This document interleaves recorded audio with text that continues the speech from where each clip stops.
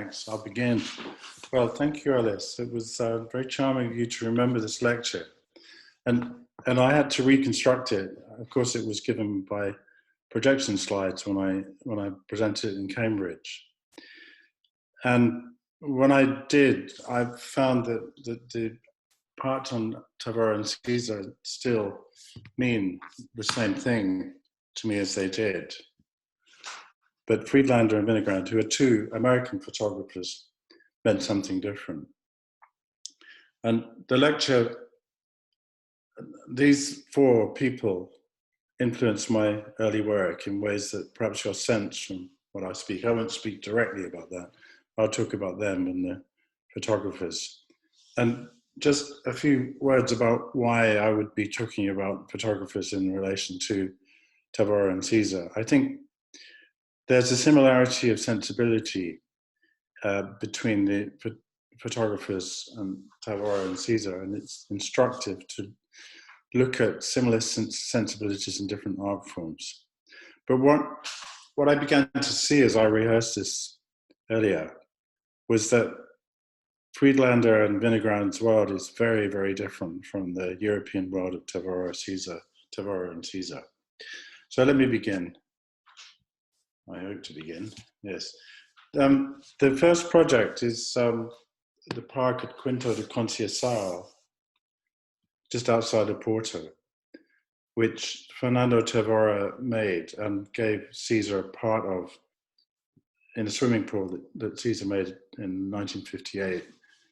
And the park was made from an existing, I think it was a monastic garden, and the area down by the ground was broken away to make it enterable from ground level, and the highway was altered. And what you'll see in this photograph is the dock lands of, I think it's Lisson de Primera, which is extensive. What's characteristic of three of the schemes I show is how very powerful industrial landscapes surround projects, and how Siza and Tavora have this ability to incorporate them in their work in a way that I'll show. So there are original elements to the garden, like this rather beautiful water pond. And then there are quite major incursions. If you step off of the lawn of entry and you turn to the right, you find a staircase with something at the end, which we'll find out what it is, and something in the middle.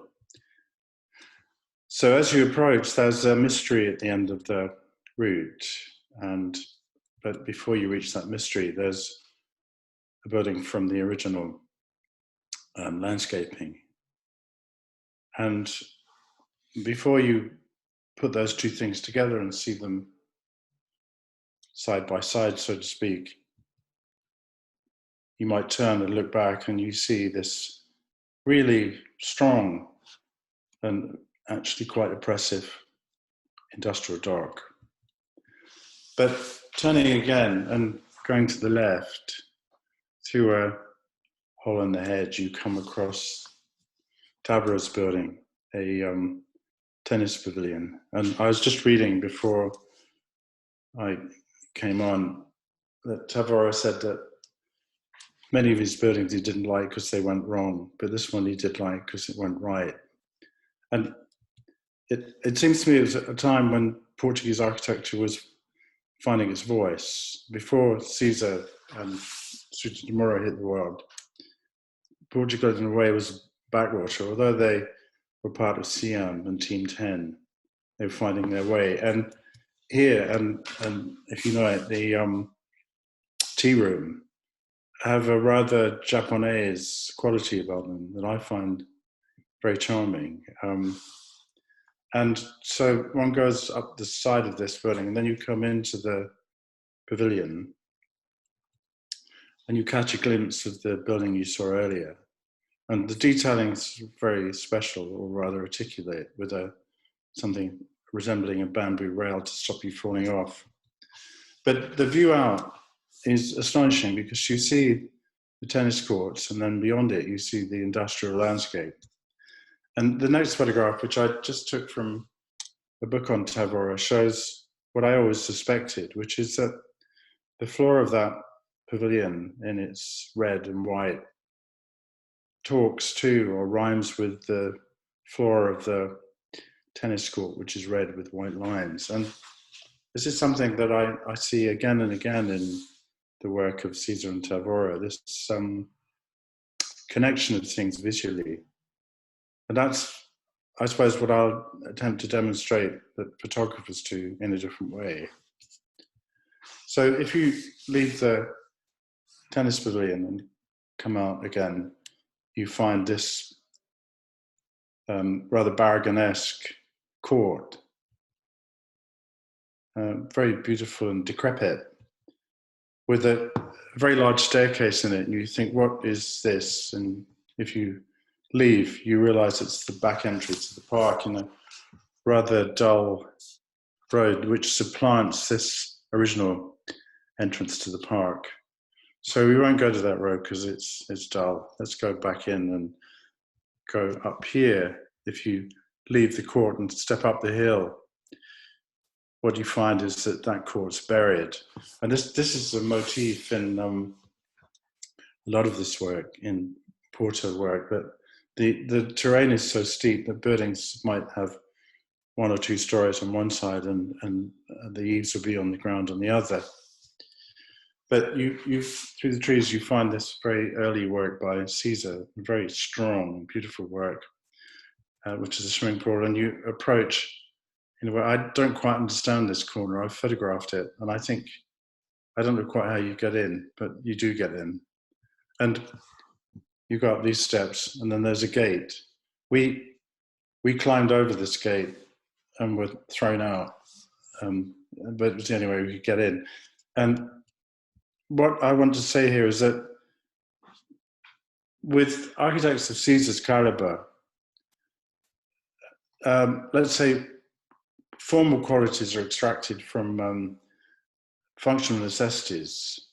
And most architects don't do this. They might produce a beautiful surface, but with Siza, there's always eloquence. I was just thinking of the building he finished in Brazil with the large staircase, the roots that come out of it. And if you look at that, the line and the volumetrics of it are a very, very powerful version of this ability.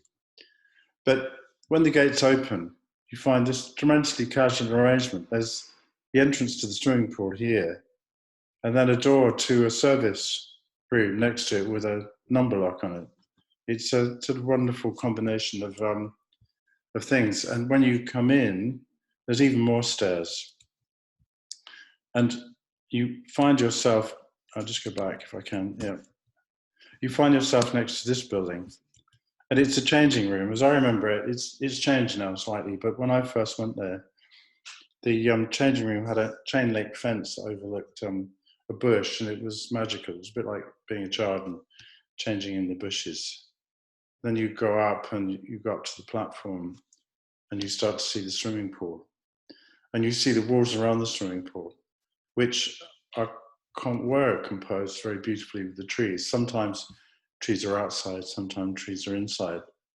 And tragically, when I went there about 2 years ago, those trees have been cut down. So it really hurt to see that. So I'm happy to have had these photographs of the building in its full maturity.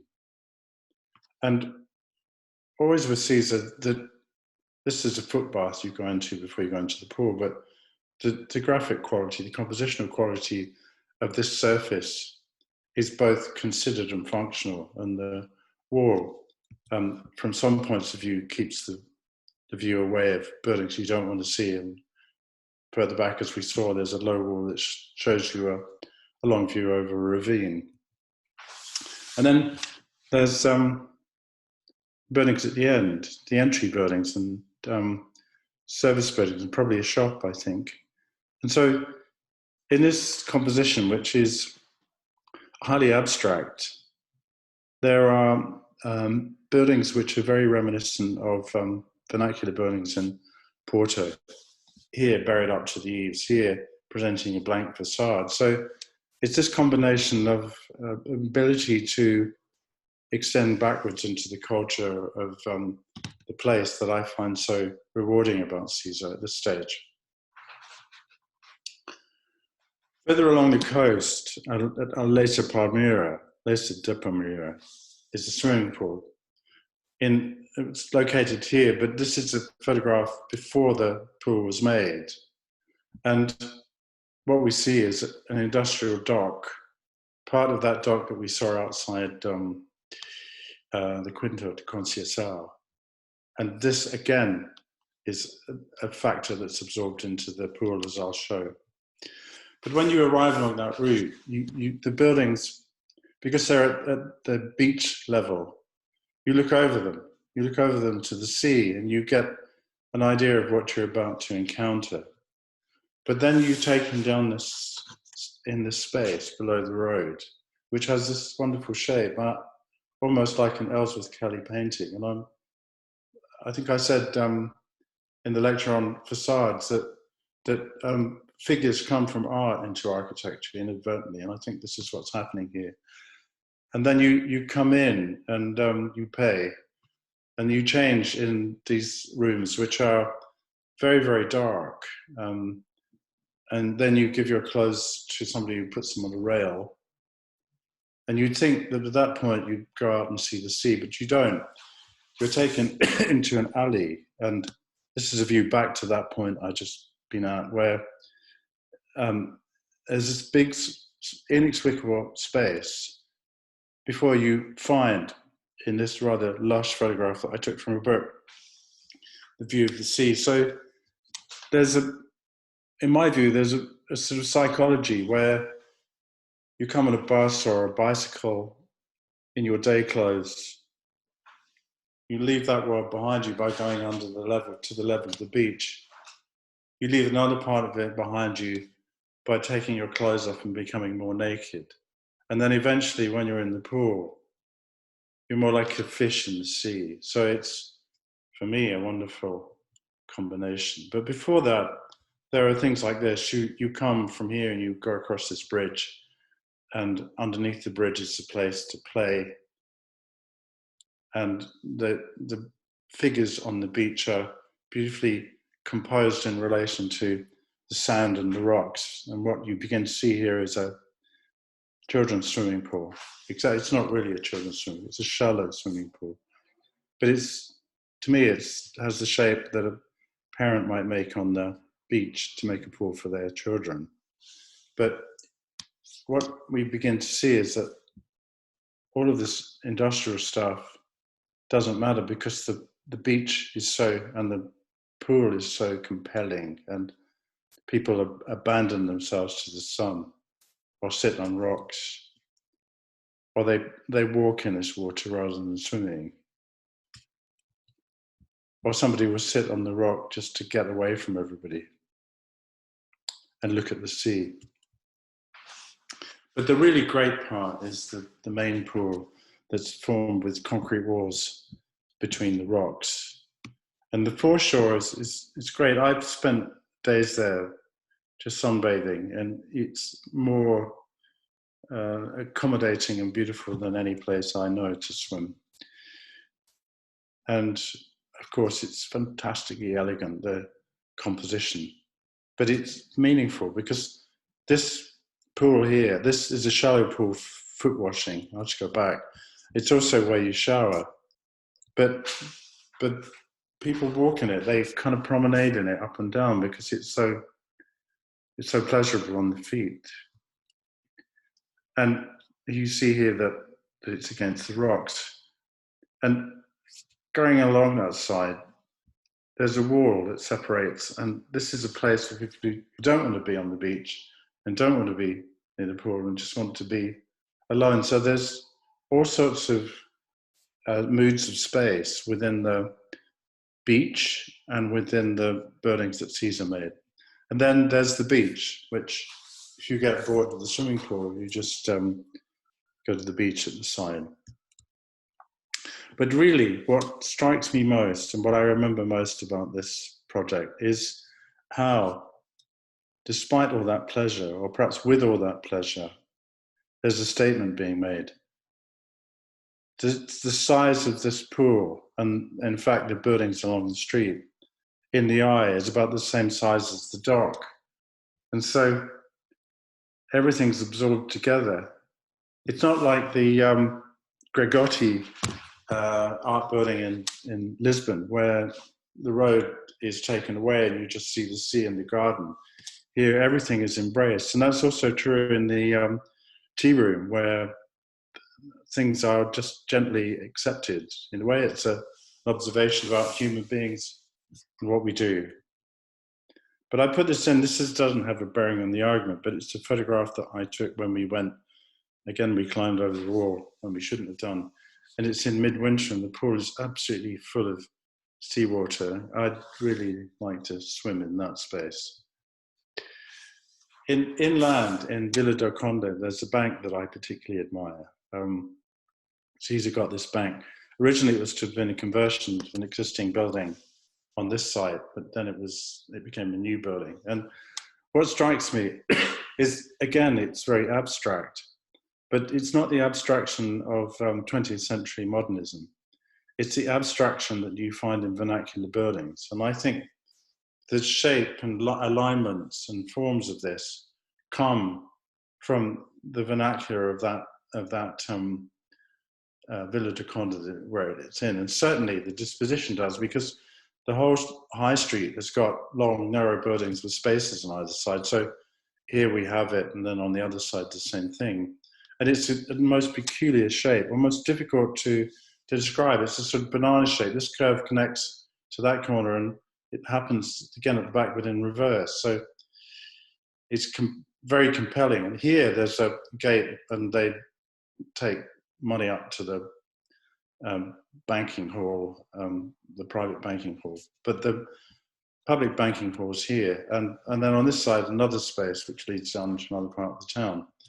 And opposite, a house which has some function, some social function. And inside the bank, it's framed. And that staircase is imitated in here. But it's not imitated, that's wrong to say. There's a necessity to negotiate the change of level of the staircase. But it's never, in Siza and Tavares' work, it's never utilitarian. It's never just one purpose. There's always some connection, some visual connection with the surrounding. And the gates are beautiful. They're translucent marble. And this kind of ironmongery you'd see in any ironmonger store in Porto. They make it, or they made it then. And so it's got this frankness that I like very much. And when you go around the corner, there's this transition, again, inadvertent, where the countryside, or the beginnings of the countryside, are reflected. So the change from the town to the countryside is reflected in the building.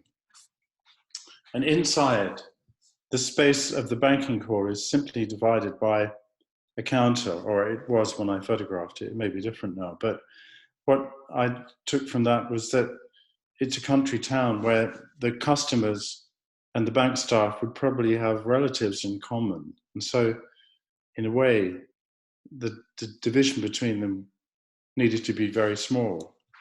And in that corner, if you look to the right, what you see is the aqueduct and the shapes of the aqueduct rhyming with the desk.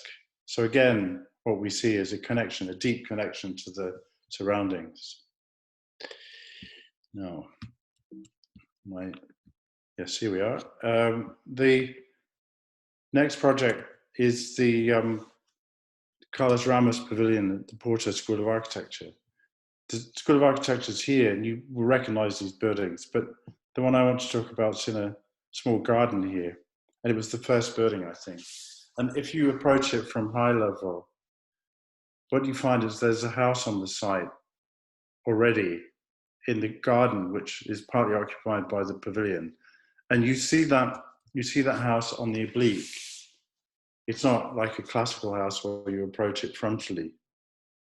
And Siza takes that, I mean, almost crudely, he almost takes the lines of the garden, which you didn't have to. You could have resisted them. But like all great makers of things, somehow the perversity of the starting point ends up with something that's completely captivating. So here's the building in the garden, and you can see it too is distorted and seen on the oblique, and a courtyard in the middle that I particularly like, 2 levels. And then you walk up to the side, and it's perverse in a way because the building is too close to the boundary. So the corner's cut away, and there's a window into the studio, and then that overhang inadvertently, I'm sure, frames this building, which was an original garden building, which Siza turned into a studio. And then another piece projects out, and you see the garden through the studio. And then you continue around into the entrance, which is here, and I think we're going to go to the first level, which has that very simple ironmongery, but that's not the main point. The main point is that it's a 3-sided studio, and it has a particular psychological quality. It's connected, and they are connected here, but it's not like the big studios we have at Cass, where it's exciting because you hear everything, but it's also, there's no concentration. What you have here are small groups, let's say 20 students in 3 groups. So they see each other across the courtyard, but they can concentrate and have a local community. And the courtyard compresses the view. It's a decision that doesn't have logic to it. It has experiential consequences, which is that somehow the concentration of the studios is enhanced by the fact that the view on this side, at least, is very narrow. And the garden that I mentioned has a gazebo here, so there's an invitation to go outside and experience the terrain, to experience Porto from a distance. But there's a particular moment in the studio where a giant window opens up. And in a way, what it does is it tells first-year students of architecture the kinds of things they're going to work on. The architecture studio, the architecture school buildings here and the bridge. So it's a massive lesson in the future of those people's work. In Malagueira, which is again inland, I won't give a very good account of this because I don't fully understand it, but you might be aware that somehow I'm dealing with projects where the architecture is less significant than their impact on their surroundings, and this is certainly true here. I'm sure you all know this, that this is the route for telecoms and things like that, and it's used as a formal device as well. You know, it has a particular moment where the fingers of houses come off it, and yet it has this wonderful classical feeling to it. And I'm sure it's different now, and these photographs are quite old, but as you approach, and I can't remember from where, there's this thing, which is a kind of strange empty courtyard house, which the purpose of which I've never really understood. And there it is. It does this connection between the existing houses in the area and the new. And so this is what a house made by a local builder would look like, and Siza's houses look like this. But what I like most about this is that when you walk away from the area I've just described, you come down the hill. This is the road that connects to the main city, and you walk down here and you come across this bridge, which is useless and beautiful. And then there's a waterway and a way under the bridge, and you discover a completely other part of the development. It's really strange. I remember being in the Museum of Modern Art and seeing a Richard Serra sculpture, and like Mies van der Rohe, just with one simple gesture, he can make two parts of a room seem like completely different places, and this is what Siza's skill allows him to do. Now, photographers, this is going to be a rather short lecture. I did put another piece in, but it might be only half an hour, so there'll be time for questions. This is a photograph by Lee Friedlander, an American photographer. In fact, I have a print of this photograph, and it's a photograph inside a greenhouse looking out. And these kinds of things occur in real life, and we see them, but we don't extract from what we see what we could. And that's what a photographer does. And that's, in a way, what Siza and Tavora do. They understand, intuitively at least, the visual connections between their buildings and the surroundings.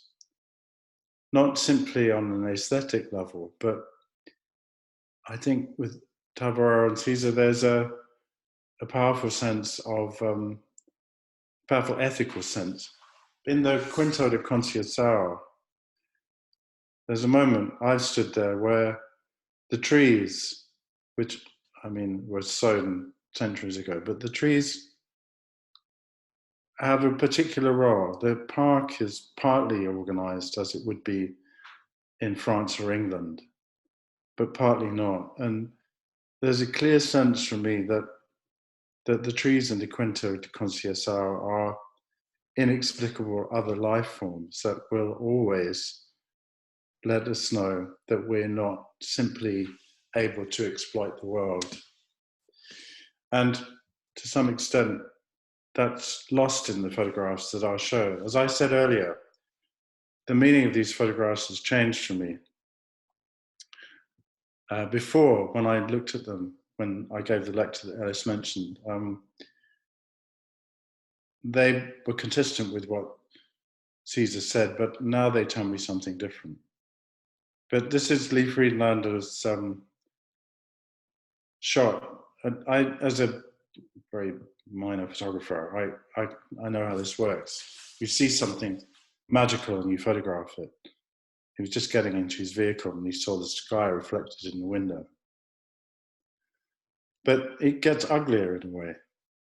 What it reveals, what these photographs reveal, is the difference between the Southern European culture of Portugal and the Anglosphere culture of America, and I think to some extent of the UK.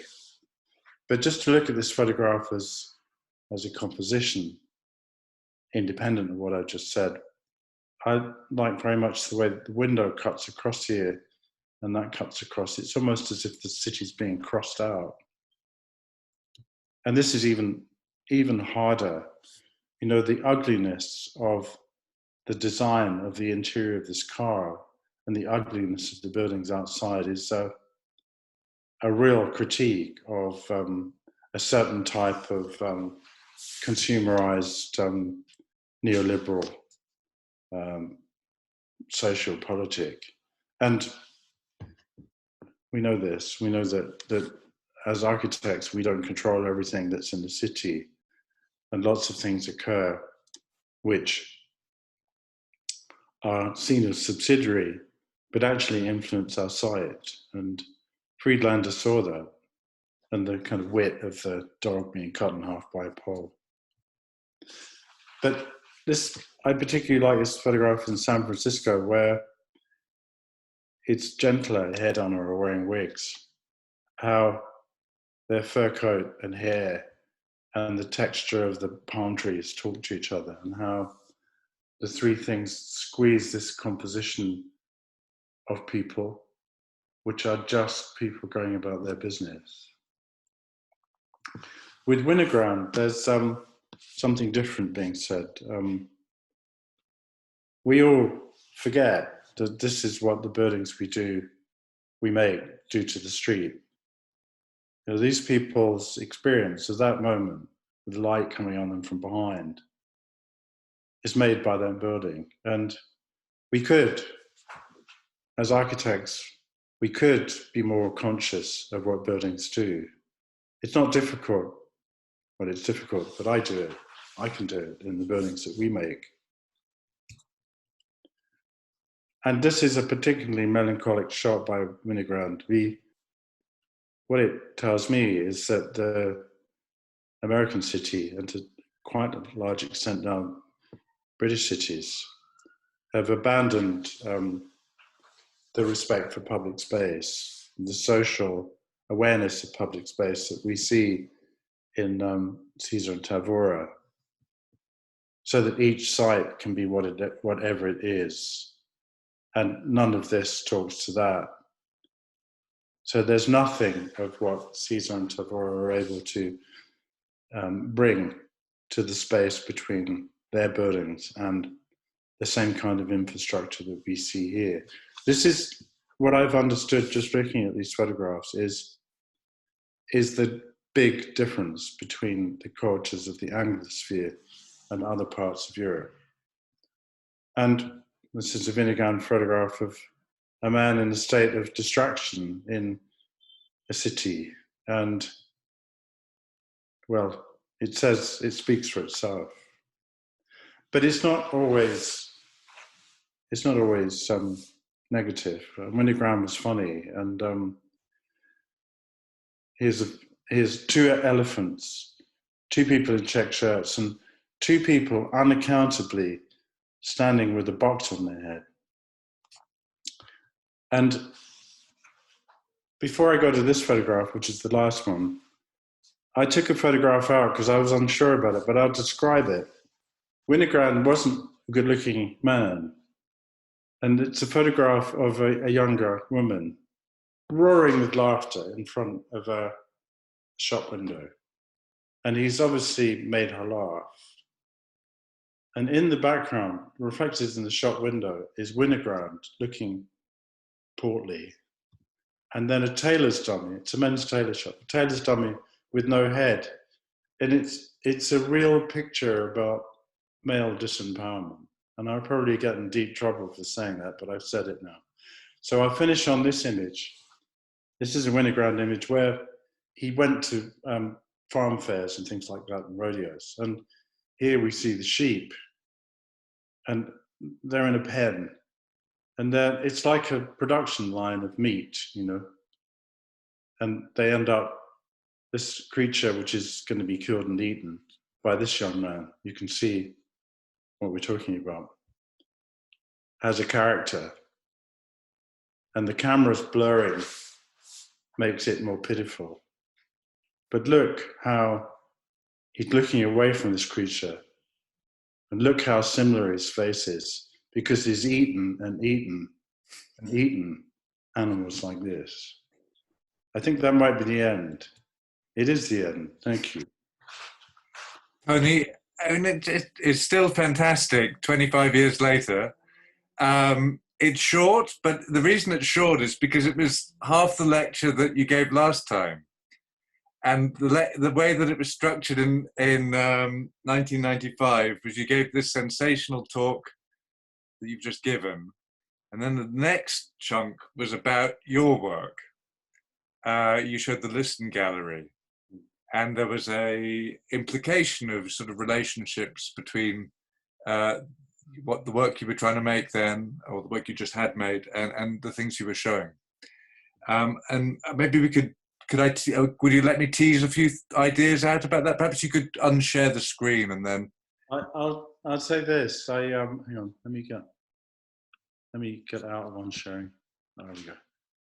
I'll say this. I made a point in these lectures to not talk about my work. I'd given a lecture on stage, and it seemed there's other things to be said. You know, practitioners can talk about other things and what they do, and so that's why I didn't talk about it tonight. Plus, the projects that were relevant are 25 years old now. You know, in a way, I'm not making that work anymore. So, but I'm happy to be questioned about it. but that's the reason I didn't show it. And I appreciate it. I mean, I'm completely compelled by your reading of Siza, and of this sense of that he's observant of things beyond the sight. And I still don't know if we were to play this lecture to him, if he would recognize himself in it. No. But I absolutely believe that the work that you were making at that time was informed by these observations. Absolutely. And that the Lisson Gallery particularly is a building that functions in the way that you've been describing Siza's buildings as functioning. And I think in that building you discovered a way of looking at London that has been vastly productive for a whole generation of architects, more than one generation of architects kind of subsequently. I'm also reminded of the fact that you were making photographs at that time. I think you exhibited a series of photographs that you made of West London, of kind of scenes that were quite anonymous, yeah. Of the city as it was made by anonymous authors, yeah. And the relationship of maybe buildings from the 19th century that had been not had an architect involved with them, with say a passing plane. And I've always been intrigued since you started being very active on Instagram. It's always struck me as a sort of almost a revival of that way of operating that you were embracing in the early 90s. So I guess all of this is sort of informed in a way by your enthusiasm for photography of the kind that you've been showing. It's all true. I mean, I don't make any claim to be a photographer. If you wanted to be a photographer, you'd have to, that's all you do. And that's less interesting for me. But photography is something that lets me see things. And what I learned from that, the photographs you mentioned about West London, was that I could see in objects made by other people or other events something very rich for myself as an architect. I could see that it wasn't just us producing buildings. We were producing buildings in relation to other things, and there were other ways of making things. You know, I've written in the books that I produce that my field of operation is the material world. You know, and that in a way that sets me apart from architects who want to engage with theory. It allows me to really explore making and what made objects can say through talking about other architects' work and writing about it, other architects' work. I'm sorry, I've got completely lost as usual. I mean, let's go back to those photographs. Just your impulse for making them back in the 90s. I mean, I've always connected them also with James Gowan, who we were both very close with, and your tutor. You made there are lectures certainly that you know that where he would make photographs of that nature, looking at details of how the city was made, often clearly not ever designed by an architect. But you were quite, I think, yeah. Would that have been a model for the kind of photography you were making? If you think of Stirling, who looked at photographs or made photographs of the Liverpool Docks buildings, they were concerned with architecture. They were concerned with architecture that came from other builders rather than architects. But I'm much more concerned with a much wider view of all the things that are in cities and how they made the people asked me why I took photographs of bus shelters for ages, and I was at a loss to know why, and I had to think why. And the answer is that they're designed by somebody. Somebody has made them. What we see as anonymous objects, somebody has invested time in and thought in. Sometimes, and sometimes not. Sometimes, if it's a street hump made of red asphalt, a working person has built them according to instructions and is totally unaware of their aesthetic consequences. And that too is interesting. So I photographed to find that out. When I made those photographs in West London, it was a project that we were all doing, in a group of us in the AA were doing. And I didn't know why I was doing it, but I took the photographs and then I could see something in them. And I, how I work, I do things and then I find out why I've done them, you know. There's a great statement by Garry Winogrand where he says he takes photographs of things to see what they look like as photographs. And but he also went on to say that a photograph of something isn't that something that was photographed, it's a new fact. And so photographs transform things, you know, they frame them and they make them visible to people. They make aspects of the object you're looking at visible to people. And so there's a didactic or communicative desire, I think, in Instagram. I mean, Tony, you have a generation that we had Paul Shepherd, direct contemporary of you, of yours, kind of. I think you were the same year at the AA, talking in the program yesterday, and yeah, likewise, he's someone who I think has pursued an expanded definition of architecture. You know, I think of you as kind of, yeah, I guess people like Banham were very active at the time you were students, and a book like the Los Angeles book, the Four Ecologies, is you know, very much trying to promote an idea of architecture beyond the focus on individual buildings. Can you see a connection between that culture, which would have been, I imagine, would have been very, you know, the culture in which you were a student, and the kind of things you were talking about that you saw in Siza? Well, no, I remember Banham when I went to Banham's lectures and Cedric Price, and they were, let's say, they had a different worldview. My focus came in the early 1990s when I started to look at art, and when I was designing the Lisson Gallery, I was exposed to artists like Sol LeWitt and Carl Andre and Robert Morris, and really struck by their way of using objects not aesthetically, but in looking at extracting objects from life and carrying the commentary that existed in them, and particularly Robert Rauschenberg, who I admire very much. So I mean, when you go to School of Architecture, you kind of don't get influenced in the way you have to find out what you want to say. And I found it out much later, 15 years after I graduated.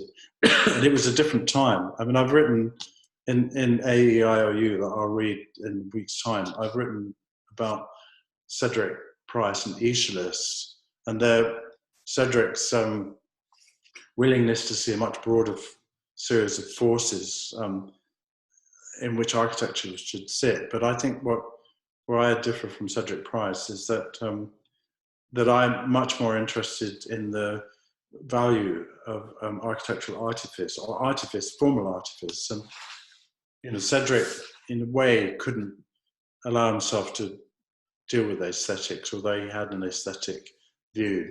I'm much more interested in the cultural communications that can be made from physical objects that gain their meaning through being used outside architecture and have become commonplace. And those things seem to me to have a real critical possibility. Let's have some questions, and please do pitch some more in the chat box. Christoph, I'm going to unmute you first. Hello, thanks a lot for your lecture, Mr. Fretton. You're welcome. Where are you? Good. Actually, I have kind of two questions. The first one is, I was just wondering how to gain such a confidence and to use such a specific and personal language as Siza does. Was that the end of your question? Sorry, I don't hear terribly well. Right. Shall I repeat it, Tony? It was. Just hang on. Let me put my earphones in, and I'll hear you. I'm a bit worried. That I don't hear it. Okay, here we go. Christoph, why don't you repeat it? Sure, yes. I just wonder how to gain the confidence to use such a specific and personal language as Siza does. Well, I think Caesar's just enormously talented. You know, I mean, I remember seeing him talk at the Soane Museum, and unlike, say, Herzog and Dimmeron or Rem Koolhaas, who talk a kind of meta language, Siza spoke about architecture in a way that any practitioner could understand. But his talent in doing it was like sky high. So I think he's unreachable. I think you won't match him. You know, he's just enormously talented, and obviously since he was very young. So you can't, one can't, I can't, you know, he's unique, I think. But we can do other things. We can do things that are closer to regular life, you know. There's value in all sorts of talents, I think. I'm very, very against the commodification of talent, which has taken place in the last 30 years. Caesar certainly doesn't participate in it. He handled his fame very, very well, very generously. And he's a lesson, I think, in how to be extremely talented and yet socially very engaged and correct. I didn't answer your question, but Christoph, can I just have a follow-up question from that, and then I'll come back for your second question. Sure, So yeah. I remember, Tony, you talking to me once about David Bowie's kind of singing technique, and it was something that was modelled around his limitations. Yeah. You know, which is, I guess, following on from this observation about talent. And I mean, in your own work, can you? How have you? We work around our deficiencies. Everybody does that. Even hugely successful architects. I mean, I love Caesar, but he only makes buildings that are white. He works only with form, or he's made 1 or 2 buildings in concrete, as we saw.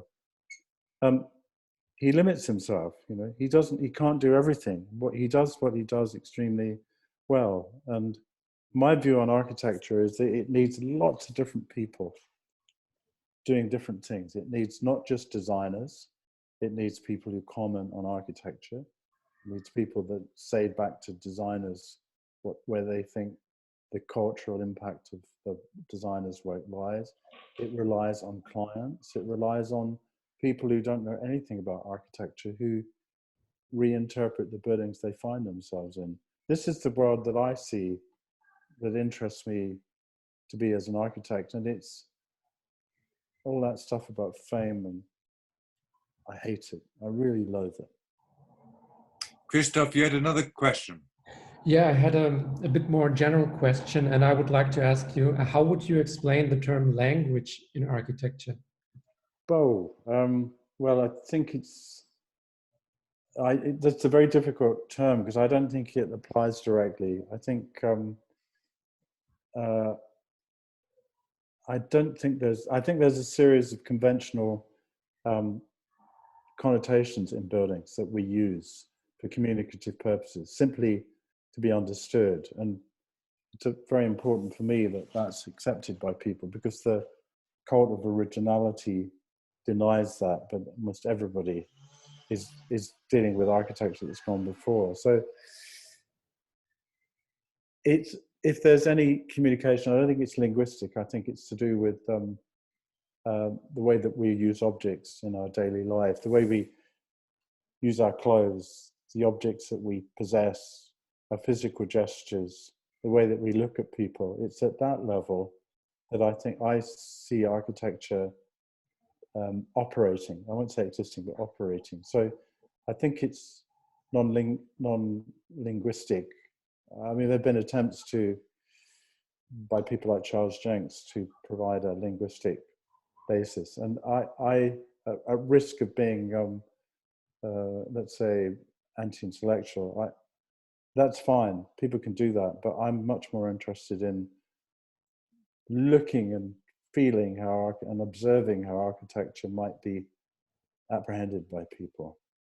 That's where my interest lay. We've got Connor. I'm going to unmute you now. Hi, Connor. Nothing's happening. No, are you there, Connor? You there, Connor? You're unmuted. Shall I ask the question? Or shall I'll come to another person, and then if I come to William Ryle, and then we'll come back to Connor if he's around. Bill from New York. There you are. Must be breakfast time where you are. Or lunchtime.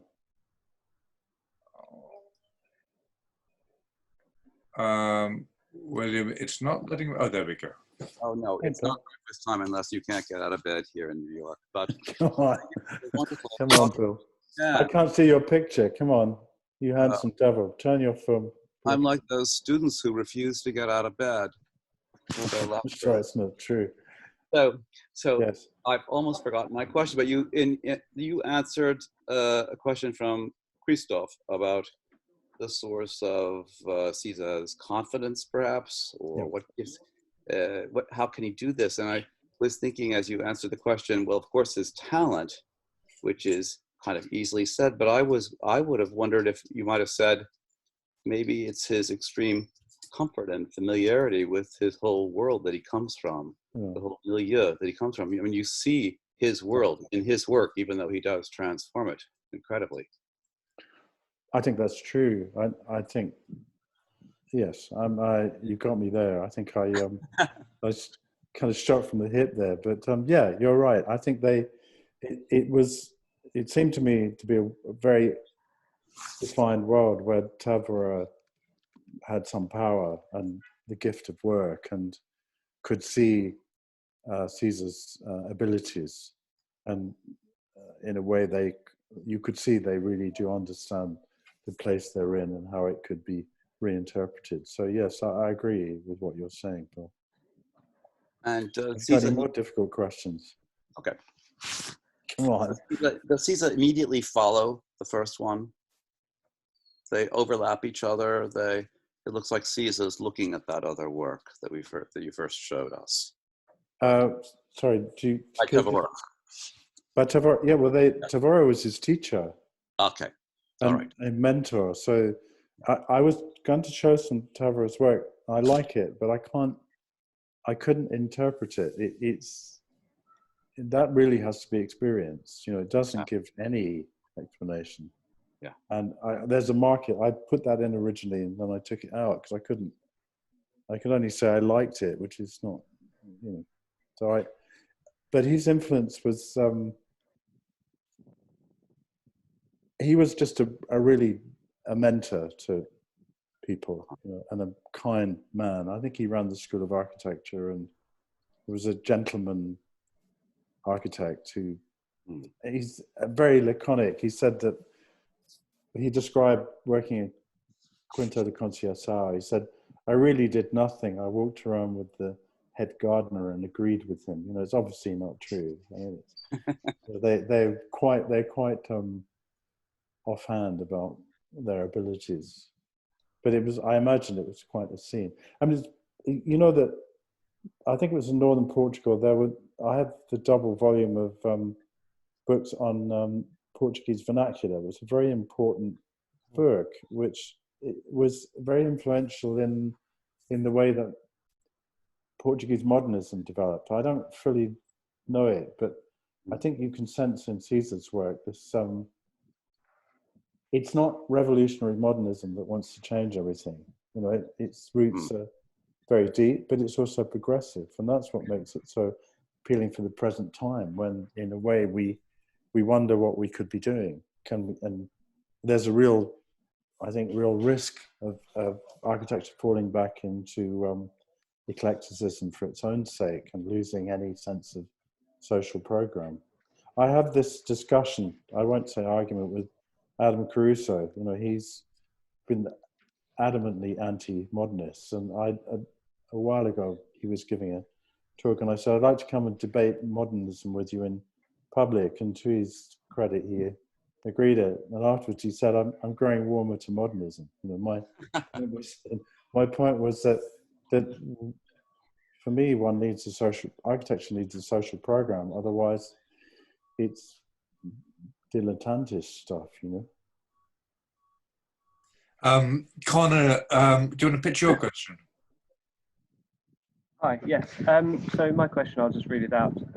How do the borrowing of relationships of a site not become too confected or maybe too sort of forceful of sort of the presence of the architect? If that makes sense.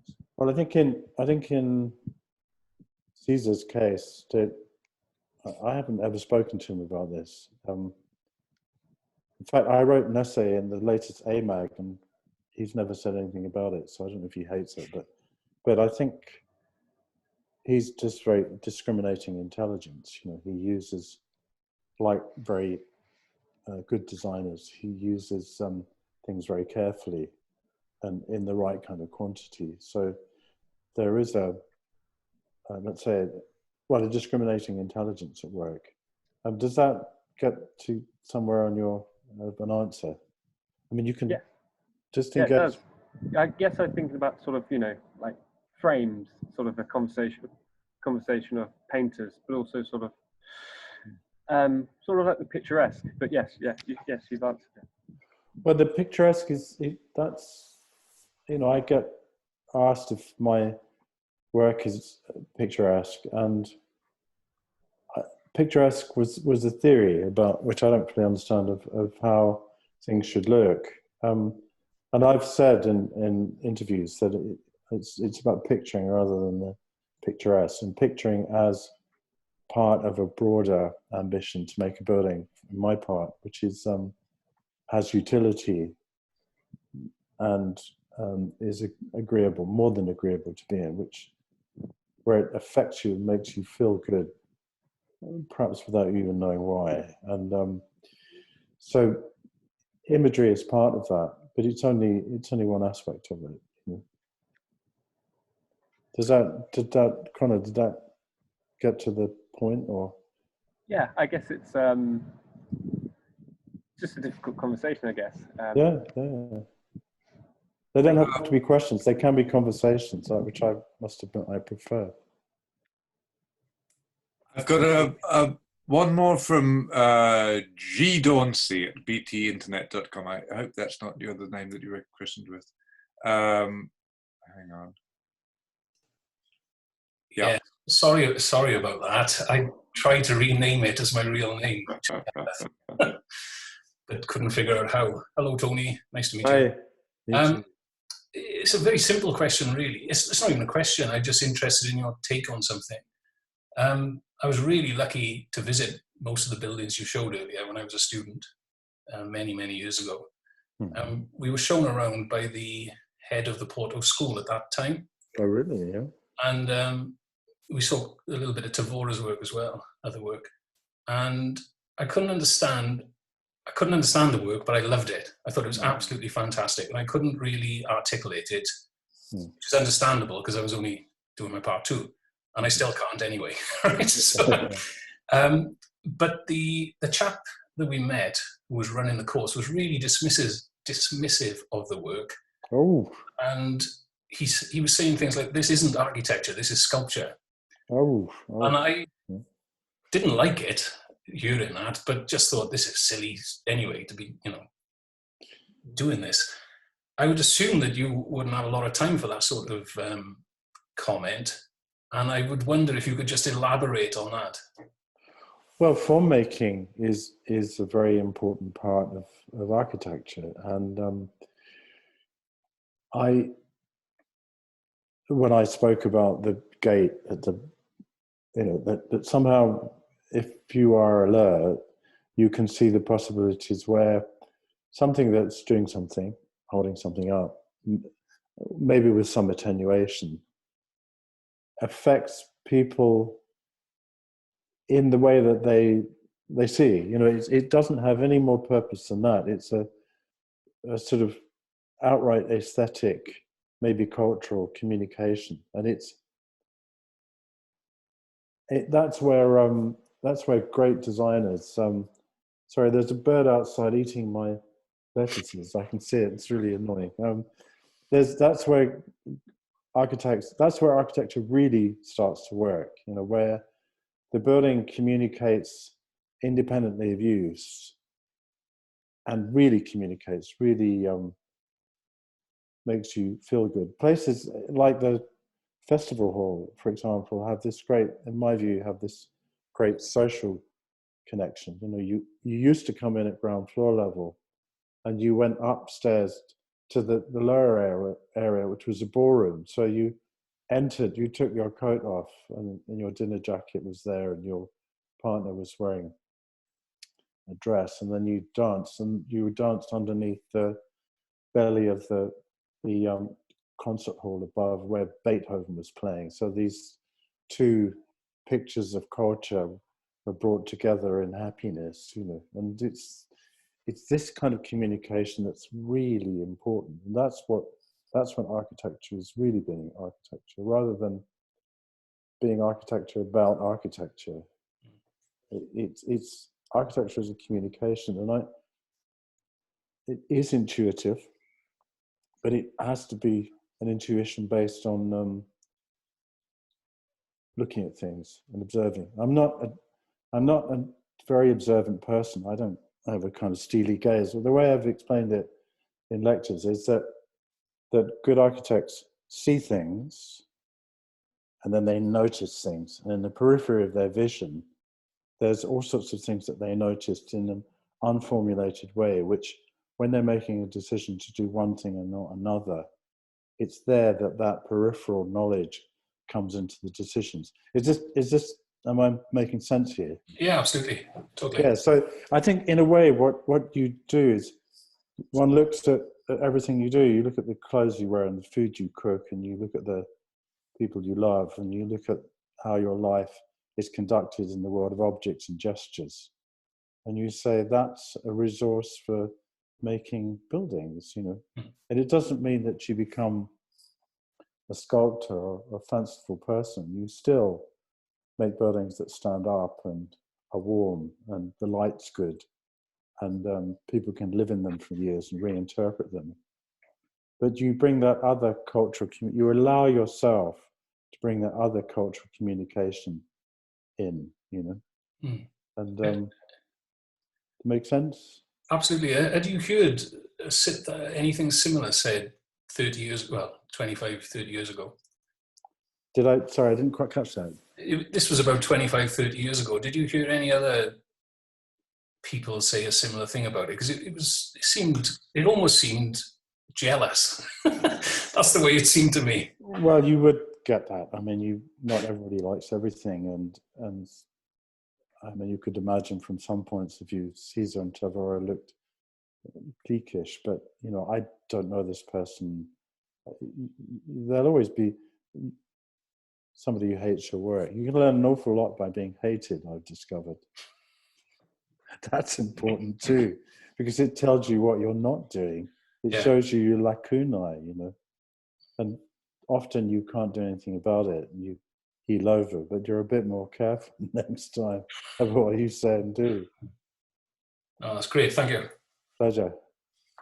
Tony, thank you. It was fantastic. It was every bit as good as I remember it 25 years ago.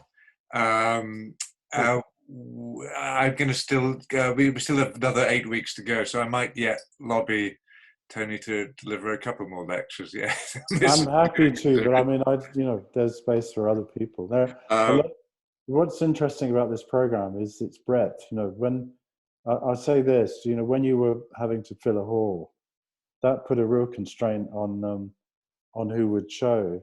But it also, in a way, it meant that the program fell into the categorizations that all journalism of architecture look at, where one has a taste spectrum and you won't look at other people. And I really think breadth is important here. And some people may find what's being shown not what they like, but in a way, this is about sharing. It's about seeing what other people do, you know?